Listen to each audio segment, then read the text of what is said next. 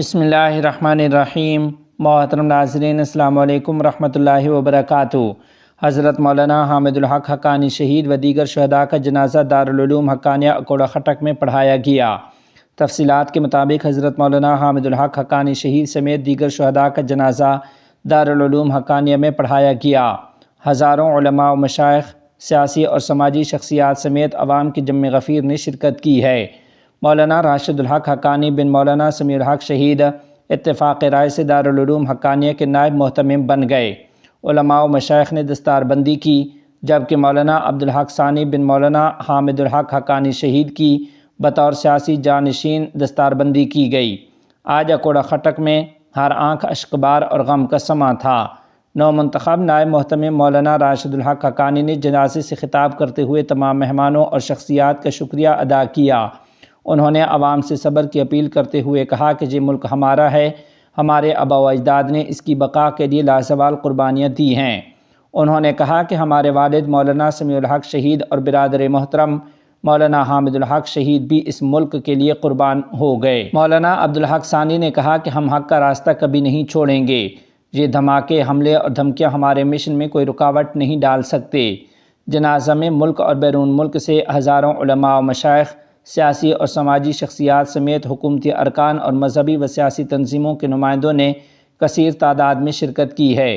دارالحدیث میں شیخ الحدیث مولانا انوار الحق محتمم دارالعلوم حقانیہ اکوڑہ خٹک نے اجتماعی دعا کی اور جنازے میں شرکاء کا شکریہ ادا کیا، جبکہ خاندان حقانی سمیت تمام علماء و مشائخ نے مولانا راشد الحق سمیع کی بطور نائب محتمم دارالعلوم حقانیہ اور مولانا عبدالحق ثانی کی بطور سیاسی جانشین مولانا حامد الحق حقانی کی تائید کی، جبکہ ہزاروں علماء و مشائخ سمیت دارالعلوم حقانیہ کے اساتذہ اور شیوخ نے اس بات کی توثیق کی۔ دستار بندی کے بعد تمام علماء اور مشائخ سمیت ہزاروں لوگوں نے متفقہ قرارداد پیش کی کہ اس واقعہ کا تحقیقی جائزہ لیا جائے اور مجرموں کو بے نقاب کر کے کیفر کردار تک پہنچایا جائے اور اس واقعہ میں شامل تمام کرداروں کو قانون کے دائرہ میں لایا جائے۔ ہم حکومت وقت اور ریاستی اداروں سے یہی مطالبہ کرتے ہیں۔ جنازے کے بعد تدفین کا عمل شروع ہوا اور مولانا حامد الحق حقانی شہید اپنے شہید والد مولانا سمیع الحق شہید رحمۃ اللہ علیہ کے پہلوؤں میں سپرد خاک کر دیے گئے۔